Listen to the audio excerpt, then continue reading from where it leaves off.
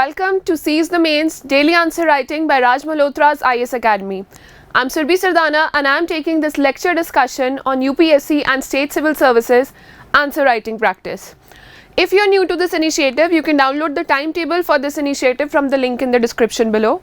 Also, the compilation of the entire season 1's discussion is available in the link in the description below. You can download that and keep it safe for a quicker revision when you have mains around the corner. You can also share your answers with us for the question that will be discussed here in the next 24 hours, and you will get a valuable feedback entirely free of cost. So today's day 39 of Seize the Mains and our topic is from GS paper 3. It is about issues related to direct and indirect farm subsidies and MSP. So this is the question for today. Critically analyze the farm subsidy regime in India with reference to the distortions created by it. What according to you should be the way forward? Answer in 250 words for 15 marks. So fertilizer and food subsidies make a major chunk of subsidy burden of the government of India. Here we have to specifically talk about the farm subsidies in general, the farm subsidy regime. What are the distortions, what are the disadvantages or what are the problems that it has created over time, and what according to you should be the way forward. So it is asking you for solutions. So whatever editorials you have read, whatever you have read in your agriculture notes, economy notes, use that knowledge to write a good answer for this question. Starting from this, today we'll discuss the pattern of how we'll proceed. So first of all, we'll start by writing an introduction. In that, we'll mention why subsidy is given in India, or talking about the subsidy regime of India in general. Secondly, we'll talk about the body paragraph 1 that would talk about the whatever distortions have been created about the with this subsidy regime. The third is some solutions and way forward as is the demand of question, and fourth will be our conclusion, which will give a forward looking approach to the examiner and what benefits can be accrued if we follow the way forward that we've given in point number 3, that is our body paragraph 2. So first of all, we'll start by writing an introduction. An introduction is a conversation with the examiner. This question talks about the food subsidy regime or the farm subsidy regime. So we'll talk that why subsidy is given, why is it needed in India, and why is it given. We'll explain generally about it, and then we'll move on to talk about what are the problems associated with it, or what are the distortions that have come up with time due to the subsidies which are given. So most of the OECD countries and emerging economies support agriculture either to ensure food security and or to enhance the income level of farmers. So subsidy is basically given because you need to support something, you need to support some person or the enterprise that person is carrying out. So to support that, to subsidize the cost of that occupation, support that is given by the government is known as subsidy, and most of the countries all over the world give subsidies for agriculture and for farming in general. So this is what line 1 of our answer talks about. So India also subsidizes its inputs. In India, subsidy is carried out on 2 levels. First of all, we give it for the inputs. Secondly, on the output level. On the input, we subsidize the fertilizers. On the output front, we have MSP in place. So on the input front, we have fertilizer, power and irrigation and credit, etc., which is subsidized. There is power, electricity that is subsidized for the tube wells that are being run or extracting groundwater, or water is freely available to the farmers and things like that. And on the output front, we have the MSP regime. So make sure that you write about this, because this part is very important, that on the input level we have these many parameters, and on the output level we have MSP. So India too subsidizes inputs like fertilizers, power, irrigation and credit, etc., while minimum support price MSP policy is prevalent on output front. So this is your introduction. The next point will talk about the linkage point. The linkage point will introduce your body paragraph to the examiner. The body paragraph 1, where we'll talk about the distortions that have been created. So how to write this? This has to be a very general line. No new knowledge required, nothing, no data required. Just shift the direction of your answer towards the body paragraph. So let's see what is this. This subsidy regime in India is very detailed, as we all know. So although it has served to sustain Indian agriculture, there are some distortions it has created over a period of time, and they are discussed below. So very simply, we have said that Distortions are being discussed below of this detailed subsidy regime. So what are the distortions that have been created by this farm subsidies that are there in place? So the first one has to be the fiscal imbalance, the cost that goes in providing subsidies, which money could have been used at other places. So revenue deficit accrues here. Revenue deficit subsidies are counted in the revenue deficit part of the balance sheet of government, and that creates on the whole fiscal imbalances. FCI has so much loans, FCI has so much pressure because it has to borrow year after year to procure crops from the farmers and to distribute them, and that is a complete loss on the financial front. So that fiscal imbalance for the government is very high. The second is when something is provided for free or at a very cheap cost or at a very low cost, it gets overutilized, it gets misused. That intelligence or that integrity with which a human being should be, or with which an organization should be using those natural resources, that comes down with time. So if water is freely available, people start thinking that water is freely available in the entire country, or it is available entirely for our usage. So we must put it more and more into our crops, or even if it is wasted, it is not being cared for. So degradation of natural resources, overuse of natural resources like water, like soil, that takes place. Moreover, when fertilizer subsidy is given and fertilizers are being provided at a lower cost to the farmers, overuse of fertilizers is there, and we know that our soil is getting degraded. Our crops, whatever the grains that we grow, they are time and again denied by other countries because they have a high level of toxins or high level of fertilizer or pesticide usage in them. So that is leading to a higher number of diseases. So inefficient use of natural resources, that's the second point here. We'll discuss more as we come across them, which leads to environmental degradation. For example, we've taken an example of subsidy on water for agriculture. This has resulted in inefficient usage of water resources in India for both surface and groundwater, and India cannot afford such a situation as it is already headed towards water scarcity. Our per capita water usage is high while per capita water availability is very low. So the benefits of input subsidies are mainly accrued to rich farmers. This is so true. For example, even for the MSP, if a farmer is growing crops on a small farm, whatever money he or she will be spending to take that crop to the nearest mandi to get it purchased by the people on MSP rates, that amount of money might not be available to that poor farmer. So what he'll do, he'll sell his crop or his farm output to the bigger farmer of that village, who will then take it in a truck to the nearest procurement place. So what happens is, all these this was about MSP.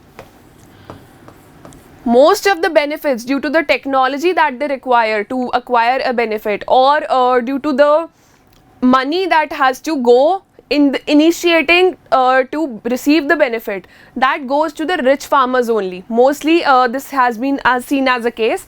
So the benefits of input subsidies are mainly accrued to rich farmers, hence expanding the social divide and failing its true purpose to support farmers. The fourth one is the problem of rotting down of grains. There is so much procurement by FCI that every year, we talked about this in a previous lecture also, that every year so much wheat and rice and other grains get rotted down, get wasted entirely in FCI godowns or godowns of state governments. Increase in the production of cereals. This is another issue, that it is leading to malnutrition because procurement is happening only for few crops, and those crops are giving most of the benefits to farmers. So increase has happened in the cultivation of cereals only, and other nutritional crops like pulses, fruits and vegetables, their cultivation is coming down, and hence we have to import them, especially oil seeds and pulses. They are being imported, which is again adding a fiscal burden on the consumers and the government, and adding uncertainty in times of international crisis, like we are seeing the Russia-Ukraine crisis recently. Or when prices of palm oil rise in Malaysia or Indonesia, India suffers as a whole because we are one of the highest consumers or importers of palm oil. So that happens because there is a distortion in the kind of subsidy that is given for different kind of crops, or the different kind of fertilizers that can be used in a certain kind of crop. So that also leads to malnutrition, that doesn't save the farmers against crop failure, and many diseases also erupt due to this monocropping pattern. Also, due to climate change, some types of crops can not be cultivated in some of the areas for a very long period of time. Like in the case of Maharashtra, sugarcane is a problem. In the case of northern India, rice, paddy cultivation is a problem. So with increasing level of climate change, increasing global warming and decreasing groundwater levels, groundwater level was earlier used for growing these crops in water deficit areas, but with decreasing levels of groundwater, what is the future of these crops in these areas? That has to be taken into account. So that distortion of climate change has happened due to this cropping pattern also, and vice versa, both aid each other. The sixth point is about large increase in fertilizer consumption. It leads to degradation of soil quality on the first hand, and secondly, the crop that is produced, it's not healthy for consumption. At the international level, it is denied. There are so many trucks that always come back. There are so many consignments that are returned back to India, that this is something we cannot consume. And at the end, it is consumed by the Indian people. And over a period of time, lifestyle diseases erupt. So many allergies erupt. Wheat allergies are so common nowadays. And where is it coming from? Because the quality of soil is decreasing due to overuse of fertilizers, and fertilizers are not used in the prescribed amount that is there for NPK fertilizers. It is overused. The quality of soil is coming down. The nutrition or the vitamin level that one wheat crop used to absorb from the soil, that is not happening anymore. In fact, a lot of diseases are emerging in the crop itself, and that is being consumed by us. So what happens? New types of diseases are emerging. So this is a distortion that has been created by fertilizer subsidy regime in India. Let me read this out for you. So large increases in fertilizer consumption, often driven by highly subsidized fertilizer prices, especially urea, have inflicted significant cost, as unduly low pricing of urea has led to imbalanced use of soil nutrients. This has resulted in soil degradation and deficiency of secondary macronutrients and micronutrients in soil. The nutritional content, this talks about wheat, as we discuss. Moving on to the next point. And this is the last point. This is one of the most important points, that when the money of government goes towards agricultural subsidies, towards farm subsidies, there is very less room available for investing in research and development in agriculture, or investing in technological development of agriculture. This is a graph which shows the trend of rising farm subsidies and decreasing level of investment in agriculture from 1980 onwards to 2014 to 15. So as you can see here, so this line in blue which is shown here, this is about the public investment that has gone in agriculture, that is investment from the government side, or the capital formation that has taken place in the agriculture sector as a percentage of GDP. So from 1980 to 81 onwards, as a percentage of GDP, this is not real figure. So this has decreased, it has decreased or almost stayed the same. So this has come down to this level. Earlier it was higher, went up somewhere around 2006 and 7, and now again it is standing at this point. While the subsidies, for example, this is the input subsidy as a whole, or talk about power subsidy or fertilizer subsidy, every subsidy has gone up in the past 20-30 years or so, in the past few decades. So as subsidy burden has increased, it has gone here. The investment is very low. It is like one of the lowest in all of the world, and it is very low as compared to percentage compared to GDP. So when this gap is reduced, this subsidy burden is reduced, only then R&D, research and development in agriculture, can take place. So now talking about the second part, that is the way forward.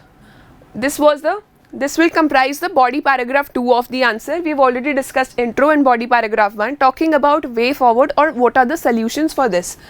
So let's see what are the solutions for this.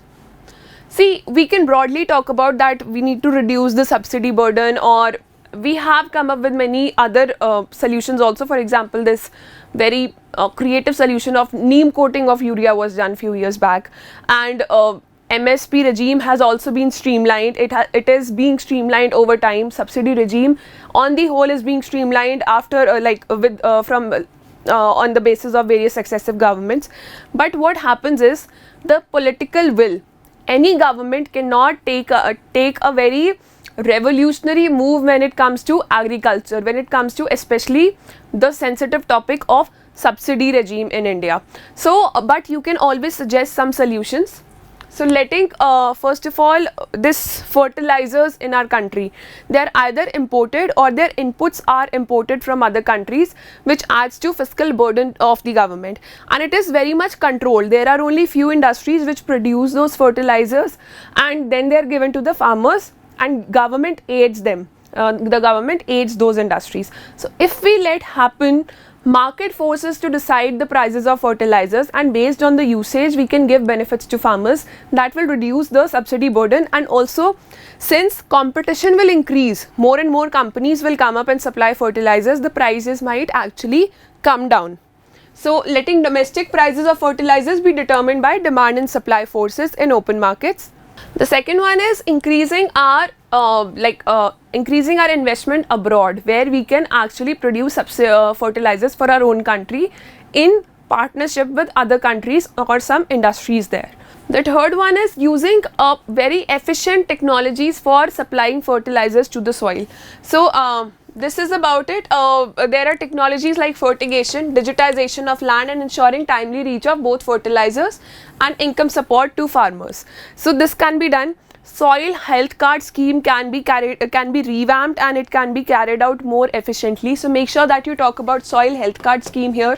That benefits will only be given after proper investigation of the area that is being investigated upon, and accordingly those benefits would be accrued to the farmers, and some steps have to be taken from the farmer side also. For example, saving of water, saving of groundwater, that has to be there. So, bridging the gap between irrigation potential created and utilized. So, we cannot just keep on supplying the water freely to farmers. This is a mandate of central government, and the central government through various schemes, especially during COVID lockdown period, it has been trying to nudge states to bring down this free availability of water and power to the farmers, especially in northern India. So, that is the need of the hour.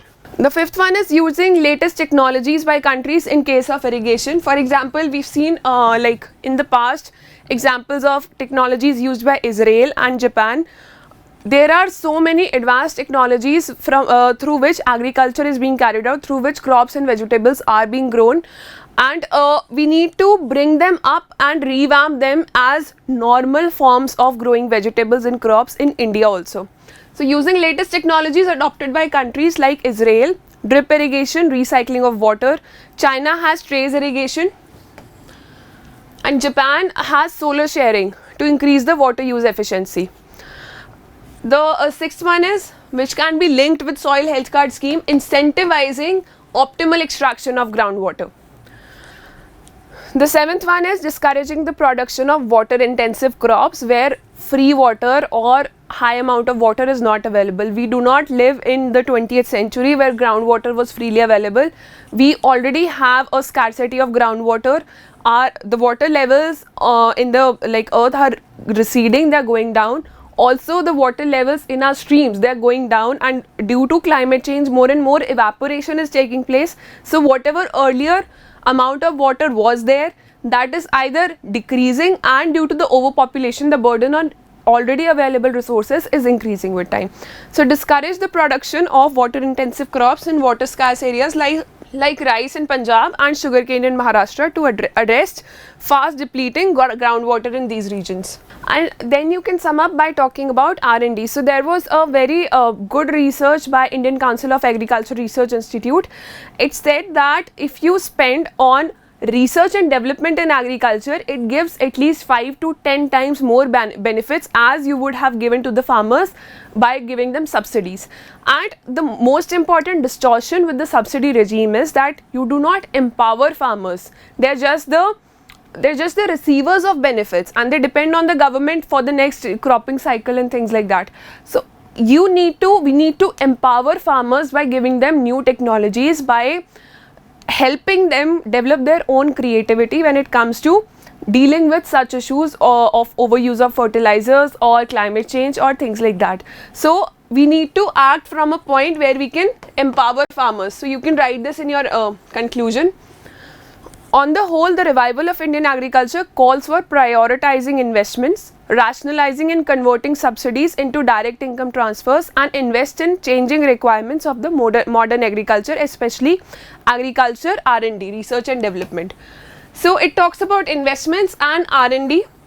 You can also use the graph that we used in the previous slides to talk that how public investment has gone down as a percentage of GDP over the previous decades, and how is it the need of the hour. This is a data from that research that R&D brings at least 5 to 10 times higher returns in terms of agri GDP or even poverty alleviation. So you can use this. You can also talk about empowering farmers, as we talked. You can talk about sustainable development goals, doubling farmers' incomes, or our international commitments at WTO, or our international commitments with respect to climate change, that which are suffering due to the distorted subsidy regime, and you can give this as a way forward or as a conclusion. So this was about this answer for today. You can send your answers in the next 24 hours. You can download the compilation of this entire series from the link in the description below of for the season 1.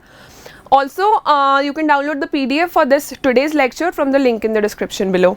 Keep working hard. It's April already, and in June we have UPSC prelims, and many state civil services prelims are lined up before and after that. So just increase your working hours, keep working hard, keep your preparation balanced, and all the best to you.